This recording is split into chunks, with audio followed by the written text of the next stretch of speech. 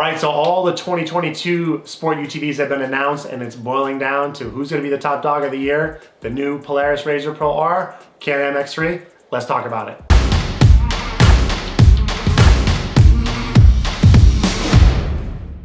Welcome back, everybody. It's Chupacabra Offroad. I'm Nick Olson, and I'm excited to make this video because I feel like we can have a great conversation about these vehicles. I currently own a Can-Am X3. It's a 2021 XRC Rock Crawler Edition. Recently was lucky enough to be able to drive the new Polaris Turbo R and Pro R 2- and 4-seat models at Glamis North. I've owned a bunch of different RZRs, including a race car, and I think I'd be really well versed to explain what I think some of the differences are after spending some time on all these vehicles. So let's talk about it. So I think the best way to start this discussion is to talk about the different characteristics of the vehicles. Now, like I mentioned, I've owned several RZRs in the past. Now I own a Can-Am, got to spend some time in the new Pro R, and I have to admit the new Polaris Pro R is a step up from where we have been in the sport UTV industry. So it's a step up, but is it better in the X3? Well, in some ways, yes. In some ways, I'd say no. So if you're thinking about upgrading, if you have an X3, you're thinking about putting money down on a new Pro R, if you're a RZR Turbo S owner, you're just looking to be new to the market, I think explaining some of the characteristics will help you guys understand and make the best choice if you're thinking about upgrading in 2022. Okay, so characteristics. I think to start this video off, it's important that I mention what I like. And what I like kind of changes over time as I have more experiences. Like I said, I've owned several RZRs in the past, most recently a 2019 Turbo S RZR 4 Dynamics, and currently own an X3 without the live valve suspension, which I'm very much enjoying. So I want to talk about some of the nuances of the suspension, what I felt, the motor, how they compare to each other, along with value. And I think we can have a great discussion about where each of these machines excels and where they have some potential negatives. So I mentioned that my opinion's kind of adjusted and changed over years. And you know, I want to always reserve my right to change my opinion, because I think one of the things that's going on in the world right now that's pretty lame is that everybody is choosing a side. I'm Team Can-Am. I'm Team Polaris. I'm a Ford guy. I'm a Chevy guy, etc., yada yada and so on. You guys see it all day, all over the place. And while brand loyalty is a good thing, let's have an objective conversation about, like I said, each of these vehicles, maybe what you like about your vehicle, what you like more, what you'd like to see, what you'd be looking to pick up on that you don't like if you move to a different model. So let's get into that. Okay, let's start off with my favorite characteristic of these vehicles, and that is the suspension. Now, my 2021 XRC is very plush. I'm loving driving this vehicle right now. I drove her out here in Arizona, and most recently took a week-long trip up to Glamis and rode it in the dunes. I enjoyed how long the shock stroke was. I could accelerate up Oldsmobile Hill, which if you guys haven't been there, it's a sandy uphill with a lot of whoops in it. And I could do that more aggressively, not only because I had more power, but because of the suspension over the previous RZRs I had owned, the Turbo S. It just seemed like the wheels would definitely droop out, the suspension would droop out, it would stay connected to the dirt better. It was very fun. The wheelbase is fantastic. And speaking of suspension, I have had some more experience. I owned a RZR race car, which was professionally tuned. We'll link the video here in our description, but that vehicle also does not have live valve suspension like my XRC, but it was professionally tuned. It was set up for going fast, but it was also plush on the small chatter bumps, and it had a really lively feel, which is what I'm definitely enjoying on the X3 a lot right now. So all of those characteristics are really what I'm enjoying the most right now, which is a very lively, connected feel. So that does lead to the Can-Am swaying a little bit more side to side. You know, you hit the gas, it pulls up a little bit, you hit the brakes, it nosedives a little. My race car does a lot of the same things, and it makes you just feel connected. It feels like it's how I learned how to drive fast in terms of setting up for a turn, planning the front end. It just feels fun, it feels lively, and that is also because the suspension is soft and supple in the first couple inches of stroke, so it's more comfortable when you're going slow or you're going over harsh chatter or washboard type stuff. That's what I really enjoy most and what I'm really loving about the X3 right now. Now, this is coming from a guy who owned a RZR Dynamics for several years with the live valve suspension, and if you guys have seen any of the videos on this channel, I love that feature too. I would constantly adjust that button on basically every single ride I went on. You had 3 modes on the fly. The stiffest version was great for really going fast in the dunes. The soft version was great when you're just cruising or going over harsh terrain or doing rock crawling. And I love that feature, but over the years driving them back to back, more specifically, the live valve dynamic suspension still ends up having a little bit more compression dampening than I'd like. And while that does keep the vehicle very flat and prevents the nose diving, all those type of characteristics, it does take away a little bit of the liveliness that I really enjoy in this X3 and that I loved about my race car. It just takes away a little bit of the feel and the experience. So pros and cons, you know, benefits to both, but at the moment, I'm just really loving the super plush, squishy, a little bit of sway, fun, handful, pay close attention to it that my X3 is giving me. So driving the new Pro R and even the Turbo R, that characteristic is quite a bit different. When I drove these vehicles, they felt stiffer. Now, these vehicles have the new Dynamics DV, and the live valve dynamics has gotten smarter than before on my old vehicle. So now it's adjusting compression and rebound on the fly. There's 4 modes instead of 3, and it's doing a lot for you, which kind of makes it harder to understand and feel what the car is doing. And also you don't feel the terrain as much. And even in the comfort mode, particularly on the Pro R, it still felt harsh over the small chatter and washboard. Now, this was most noticeable on the 4C models. It's worth noting that Polaris increased the spring rate even more than they normally would on a 4C model, and they sprung those for a 1,000-pound payload, which would take into consideration 4 adults and accessories. So, give and take, I see why they do that. It's a good decision. When I owned my Turbo S live valve, I had it tuned for 2 adults. I have small kids, and generally when they are in the back, I'm not going so fast. So for me, that was a better compromise. It added a little bit of plushness, and it was noticeable that we had a stiffer ride. And even in the comfort modes, the soft modes, small chatter bumps, lower speed, that type of stuff, the Pro R suspension was stiff, and it really just felt like we weren't using more than half or all of the suspension stroke, even when we were going fast. Now, I got to drive these vehicles out at Glamorous North. It wasn't really rough. It was kind of like a race car-ish type of feel, race car track, without a lot of big grooves and ruts and rocks, but it was a good enough terrain, along with going fast on some washes, to see how it felt in turns, to see how it would react at speed, 50 miles an hour plus over some big G-outs, fast turns, things of that nature. So the Pro R felt a little bit stiff. Now, on the plus side of that is that it was incredibly predictable. Now, the back end, when it would break loose, it would break loose in a very controlled, predictable manner. The car stayed incredibly flat in the turns. It didn't have that nosedive when you hit the brakes. And all those things contribute to something that feels very controllable and easy to manage and maneuver. It just lacked some of that feeling, some of that plushness that I'm really enjoying. Now, one of the things it made me think of is that the new Pro R is so much stiffer with the chassis and suspension components.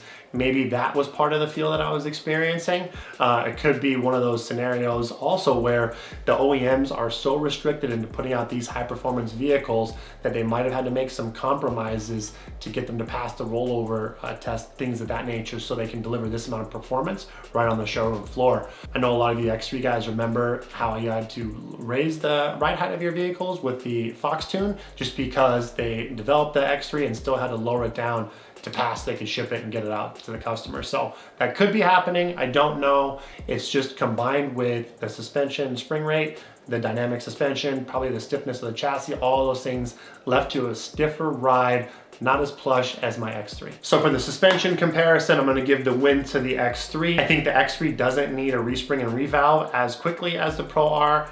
I think it's got more performance, it's got longer shock strokes still, and while the suspension numbers have been increased by Polaris over their old RZRs, it still didn't have that plush feel or more plushness than I was expecting from my old Turbo S. Now, one thing that I love about the X3 and the Pro R 2-seater is the wheelbase. Now, the X3 is at 102 inches, the Pro R is slightly longer at 104.5. Guys, in the Southwest, I don't know if there is a better, more enjoyable, fun experience. This is long enough to get up on top of bumps. I recently took my X3 out to Sand Hollow. Sand Hollow's been dry. It's been heavily trafficked, and it had more stutter bumps, more washboard, rougher ruts and things than I've ever seen. And my X3 was just eating on that rough terrain, and I couldn't get enough of it. It was still fun and nimble on the twisty, tight turns.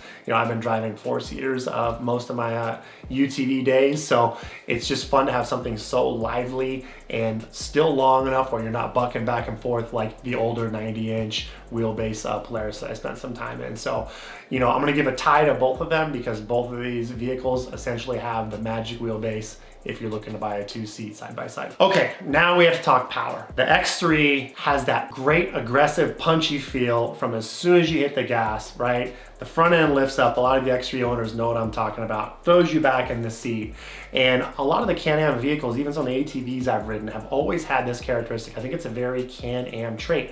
Whereas the Polaris always has a smoother, maybe more broad, but a linear power delivery. Now, when I drove the Pro R, I didn't get to do any rock crawling or put it in the rock crawl mode, but with how smooth and linear the power was off the bottom, I'm sure it would be great for going slow, climbing rocks all day. But with the Pro R, with the new 4-cylinder, what you really notice, I noticed, was on the high end. Now, this vehicle feels slower than you're actually going. So when you're driving, you look down and it says 55, it feels like you're going 40. But from 55, it would shoot up to 70 and 80 like that. And I've never been in a side-by-side that's done that. You know, a lot of these stock from the factory, they go hard until about 50, 55 miles an hour. Then they definitely start to sign off and gradually get you to 70, 75 miles an hour, maybe 80. So the Pro R on the top end, that's where I really think you experience how wide, how broad that power is, and the motor doesn't even feel like it's working hard, and that was exciting. So I also felt like maybe while it didn't have as much of that punchy, throw you in the back of your seat feel as the Can-Am off the bottom, you know, it definitely accelerated much harder on the top. So, you know, it is heavier. A lot of the X3 guys are talking power to weight. Oh, you know, my X3 is so much lighter than this new Pro R, so it's still gonna be just as fast or faster. And I think what I felt, maybe that might make sense, because it would make sense that the lighter weight X3 with the tuning characteristic Can-Am's always been known for is gonna feel really aggressive out of the hole. I'm not saying that it's a whole lot faster. It feels that way a little bit compared to the Pro R, but the Pro R has got it covered on top, and it's not even close. So, you know, it's different characteristics. And I think, man, that would also make sense what I'm saying, because even though the Pro R is a little heavier, right, once she gets going, you know, 30, 40 miles an hour, then that displacement really takes over. You guys know what they say. There's no replacement for displacement. I was jamming down a wash in the Pro R, and it was going pretty good. I looked down at the speedos, 60 miles an hour, and I just hit the acceleration really hard, and it got up to 80 pretty quickly. And that's really what kind of sold me on the breadth of this power band. It really made me realize, hey, we're not in a 1-liter car anymore. And that's what I think some of you guys are looking for, that looking for more power, more top end, that the Pro R is definitely unbeatable. So like I said, the Pro R is heavier, but everything seems to be upgraded and ready for 35-inch tires. The brakes were phenomenal with the stock 32s. I think everything about this vehicle looked like it was overbuilt, over-engineered, significantly stiffer and beefier than anything we've seen in the side-by-side market. I would have appreciated if the front knuckles would have been double shear like the Speed, but they still look like they were very big and robust, and most of us aren't gonna have any issues with them. I do think the Speed still probably has better overall suspension geometry, but it's nice to see that Polaris did try to improve the rear geometry with the addition of the toe link on both the Pro R and the Turbo R, and that is again designed to help it stay more stable and flatter and straighter in rough terrain, big whoops, things of that nature, which probably led to why it felt so predictable anytime I was in either one of these. Now, that rear toe link setup is a lot more complex than I'd like to see, and that's another thing I like about the Speed, how simplistic it is. But again, it looks so overbuilt and so thought out that I don't think most of us are gonna have any issues with that. I mean, my buddies and I all did 500 miles on the Baja 500 course. Pre-running, we weren't racing, but with our Turbo S's with 33 and even 35-inch tires, and we had no issues. And when you look at the Pro R compared to a Turbo S, it's significantly more beefy and robust. And the Turbo S was already beefier and more robust than an X3. So, you know, yeah, it's a little more complexity, more moving parts it could potentially wear out, but I think it's definitely overbuilt, and that's just going to lead to a lot of us, I think, not having to worry about it and just have lots of hopefully, you know, trouble-free miles. So overbuilt, so no need to invest in new knuckles, no need for a shock tower front brace kit, no need for beefier long travel kits. All of those things might be a way of the past. I love the new wheel bearing design. It looks more thought out and a lot beefier than the ones before, which worked pretty well. So all of that leads to a lot of value that Polaris has built into the vehicle. The frames now are all one piece, which is a lot stiffer, and now the roll cages are all one piece. I actually think the 2-seat cage on the Pro R looks really good. The 4-seater, I don't like it as much, looks a little bit busy, but it's good to see Polaris investing, and looks like for sure they delivered by far the most safe and sturdy roll cages we've ever seen from them. And you know, whether you need to replace it is hard to say, time will tell, but they're definitely on the level of speed in terms of coming out with a factory very well supported, safe, robust one-piece cage. So all these upgrades I mentioned are stuff that you're not gonna have to worry about on the Pro R, but you do have to worry about it if you own an X3. Now, I recently added some bigger tires and new wheels onto my X3, and now I've got a lot of feedback in the steering wheel, and that's something that I think is partially due to the bad geometry, and I've since ordered a tie rod kit to help fix some of that bump steer. So, you know, there's a lot of things with the X3s. A lot of you guys know, a lot of you have already spent money on all these upgrades, but you know, that money starts to add up quick when you're talking lower front A-arms, you're talking about, you know, the double shear front end kit, rear radius rods, you know, beefing up the trailing arms, gussets for the frames. The material they use for the frame just doesn't have, I think, high fatigue strength. So I've heard a couple stories of people with thousands of miles, frames are cracking everywhere. You know, that type of stuff is something that you really don't want to worry about. This is why we're buying a side-by-side that's four-wheel drive, comes with a warranty from the factory. We want to drive it hard, put it away wet for thousands of miles. You know, we didn't get into the sport to be welding and fabricating, otherwise we would have got a sand car or a dune buggy. One other value add on the Pro R is that it's got a 1700 watt stator, and then if you do upgrade and get the ultimate version with live valve dynamic suspension, you're coming with a dual battery kit stock. So that's another thing that's very expensive. Some of you guys that have upgraded your alternator kit on a Polaris or an X3, when you start adding all these accessories, you only have to worry about it on the Pro R. Now with all these machines, you're still gonna need to spend some money on lights, you're gonna need some better seatbelt harnesses, Chupacabra mirrors and door bags, of course, along with the storage and cooler situation. So money's gonna be spent, but from here you can kind of see, you know, what budget you wanna be at, what level you wanna play at. Yes, the Pro R is more expensive. Yes, it's also delivering a lot more value. And that's something I really enjoyed about the Speed. Now, one reason why a lot of us fell in love with the Speed is that we were getting a lot of these upgrade stocks, so we weren't having to go spend all that money when we do get our vehicle. So another nice feather in the cap for the Pro R. I'm gonna give Pro R the win on value to performance to price ratio. So speaking of Speed, some of you 4C customers might be asking, Nick, okay, are you selling the Speed deposit? Are you just gonna get a Pro R? My answer today is no. Now, first thing I mentioned, suspension, wheelbase. I'm loving the shorter wheelbase. It's really hard for me to get over this massive wheelbase on the 4C Pro R. It's only a couple inches shorter than the 4C X3. You guys know I'm not a big fan of that. It's not near as fun. I still think the 120-inch El Jefe wheelbase is essentially perfect. My kids aren't that big. It felt really roomy when I got to sit in the Speed at the sand show. I think it's going to be the best compromise for a family 4-seat vehicle that can be fun in tighter trails, Sand Hollow type of stuff, washes and Ocotillo wells, you know, rock crawling, that type of thing, and still be plenty fast jamming down the loops. So, you know, you long wheelbase guys, you always talk about how good it is in the loops, but I mean, I don't go to Glamis to go down Sand Highway, right? We go to Glamis to dune, and I like all different types of terrain, and I like tight and twisty fun stuff. That's what makes for a very fun experience. So it's my dirt bike roots that I love single track, and that's why it's hard for me to get over. That's why I'm sticking with the Speed El Jefe for my 4C family wagon. Now, I haven't talked much about the Turbo R, and that's got a 125-inch wheelbase, and I think that would be a stellar vehicle if you guys are really into rock crawling. If you spend a lot of time in Moab, you like going to Sand Hollow and playing on the rocks, you're a 125 wheelbase.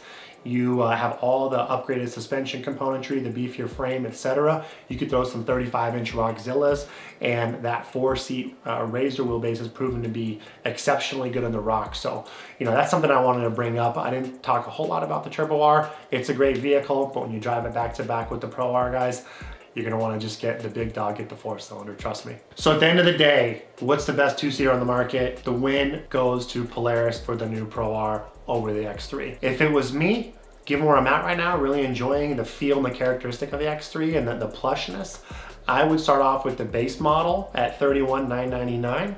I'd get the suspension resprung and revalved, maybe play with the sway bars when some upgrades become available. I think that's a great amount of value. I'd probably leave the stock cage. Of course, I'd budget for some 35-inch tires, and I think that would be a tremendously fun 2-seat vehicle that could do almost anything. Now, I would be giving up the live valve. It's great. If you guys want it, it's there. All you have to do is spend $6,000 or $7,000 more. But a lot of the meat and potatoes in this base model 2-seat I think makes for a very compelling vehicle for $32K, and there's no way you can get an X3 and after you buy it and spend a few upgrades, you're gonna get anywhere near the beefiness, the performance, the longevity, all the type of things that the Pro R is gonna deliver off the showroom floor. So I hope that helps break down the differences of both. I think they're both phenomenal machines. The Turbo R is definitely worth looking at as well. Definitely a little bit lower price and some nice upgrades over the Turbo S, but a lot of you guys wanna know about the Pro R, how it matches up.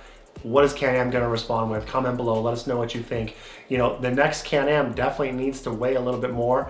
Their biggest Achilles heel, of course, is just the structure and the toughness, the reliability of the componentry of the frame and stuff itself. They already have a tremendous motor and transmission package. They have great geometry with the long travel suspension. Front end geometry, the bump steer is pretty bad, but you know, these type of things are obviously to the point where they're fixable enough that it is a fantastic machine. A lot of you guys know and love that, but you know, things are always changing in this world, and we have this amazing battle between Polaris and Can-Am, and that's helping the entire industry. We're all winning, and now we've got more different machines to think about in terms of what we want to upgrade to and what we might be missing, and think more about what you like about your current machine, maybe what you'd like to make better, and hopefully this gives you some food for thought. So again, comment below, let us know what you think, let us know if you like this video. Like and subscribe. You guys check out our products, ChupacabraOffroad.com. We've got a whole slew of new products that fit on the Can-Am, the Pro R, and basically all of the machines on the market. So thanks for watching. We'll see you on the next one.